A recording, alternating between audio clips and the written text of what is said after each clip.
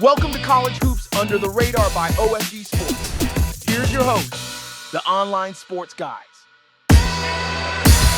Time for a lesson on bracketology with Professor Phil. Yep, another episode of Bracket Talk, bracketology, whatever you want to call it. Everybody seems to call it bracketology, so we might as well just stick with that. We're creeping up ever so quickly on tournament time. As I record this, we are roughly a little over a week and a half, maybe 10 to 12 days away from conference tournament time, and things are kind of taking shape for the NCAA tournament. Those 68 teams are pretty much, I would say at least 2/3 of them are locked in. The others, still a little bit work to do, and that's kind of what we'll talk about here today. I'll start with go here through by conferences and mid-majors, talk about who's in, who's out, all that other stuff. Without going into a long list because it'll take a lot of time. The SEC is going to lead the pack, it looks like, this year with 10 teams for sure in the tournament. A couple teams right on the edge, still looking to enhance their resume, so to speak. Vanderbilt is one of those teams. They've been a little bit up and down this season. They finished with Texas A&M, Missouri, Arkansas, and Georgia. Tough slate, but if they can win 2 out of those 4 games, if not 3 of those games, look for the Commodores to get in. Oklahoma's another SEC team. I want to say they're somewhere around 15 or 16 and 11, kind of right there on the edge. They too have a tough road to hoe here the last 4 games of the season, going Kentucky, Ole Miss, Missouri, and a trip to Texas. All those teams are potential tournament teams, and that might leave Oklahoma on the outside looking in if they can't win at least 2 of those games as well. We just mentioned Texas. The Longhorns, also another team at 16 and 11. They don't have quite as difficult a path here the last 2 weeks, so look for them to enhance their resume with a couple of wins. That could give us as many as 13 teams, if not more, from the SEC in the tournament.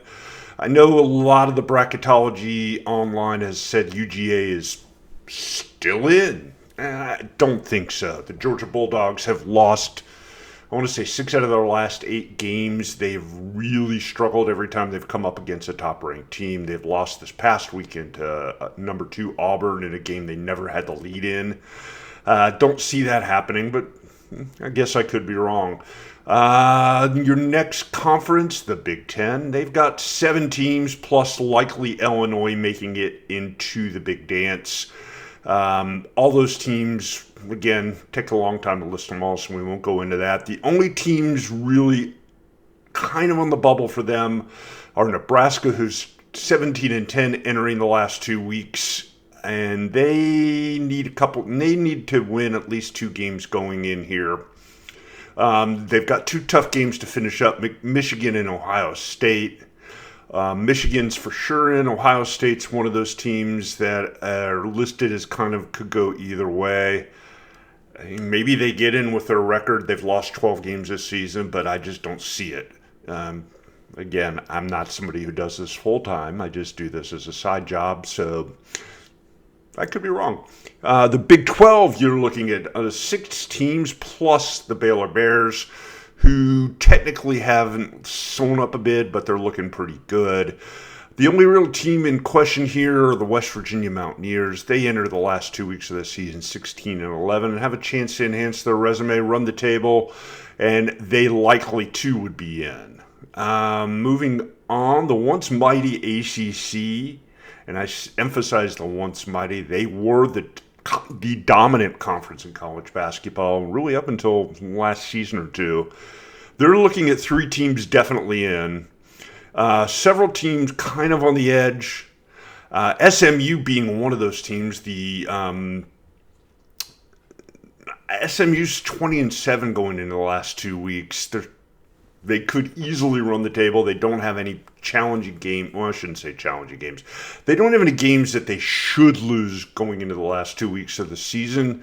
But everywhere you read, it says their strength of schedule is terrible. You're playing in a major conference. You could potentially end up 24 and 7. How could you leave them out?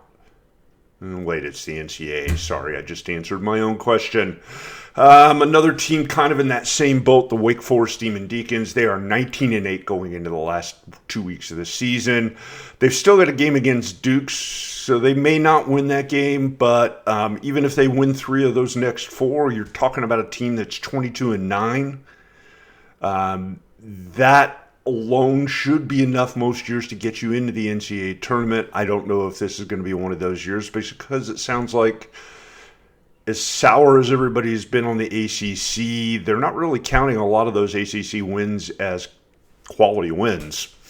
Moving on, the Big East actually have more bids kind of sewn up at this point than the ACC does. Look for 4 teams out of the Big East to make it, and another team, Xavier, kind of on the fence at 17-10. Their problem, to be honest with you, has been the fact that they've lost to every ranked team that they've played so far this season.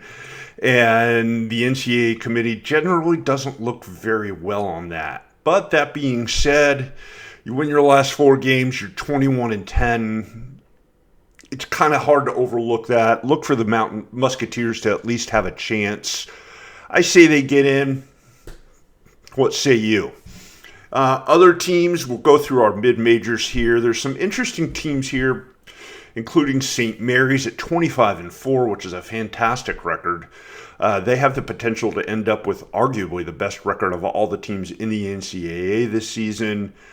New Mexico, 22-5 going into the last 2 weeks. Winners of 9 out of their last 10. They actually lost the last 2 a couple of days ago, ending their run of 9 straight wins. But I think if the Lobos win at least 3 out of their next 4 games, look for them to get in.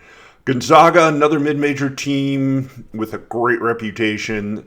They've won 21 games already this season. They're in. It's Gonzaga. They're a team that's always battle-tested and always ready to go when it comes to tournament time. Their reputation alone is enough to get them into the field. A couple of teams out of the Atlantic 10, Virginia Commonwealth and George Mason, 22-5 and 21-6 respectively.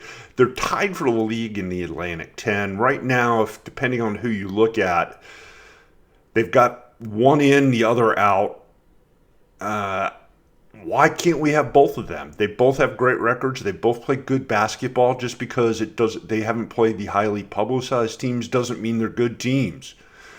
I think they both should be in there. We'll see how that plays itself out here when we revisit things once the teams are named for the NCAA tournament. Another team that's pretty much a lock at this point, Drake, they're 24-3. They've got the Missouri Valley Conference all but wrapped up. They might actually end up with a better record than St. Mary's. I said earlier that St. Mary's could have the best overall record. The Drake Bulldogs, when they run the table, they win that championship.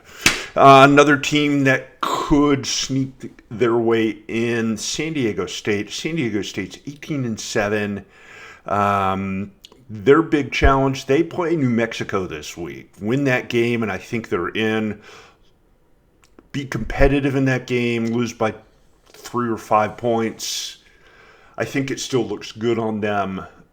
Get blown out, you might be looking at a little bit of a problem. And then finally, we'll talk about some teams on the outside looking in. Right now, teams with good records that have been talked about as being tournament teams, I don't see it at this point.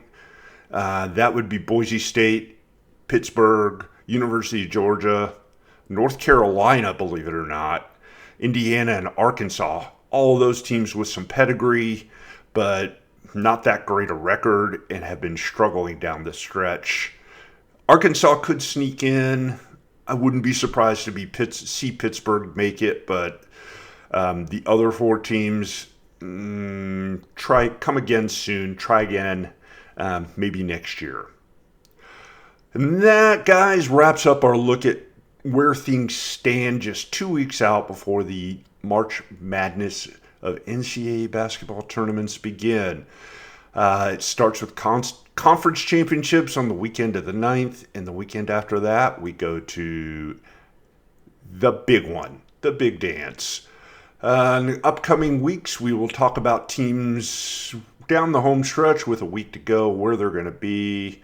We'll talk about after conference championships, who's going to get picked, and then wrap things up with who gets in, who gets out, and go from there. The online sports guys would love to hear from you.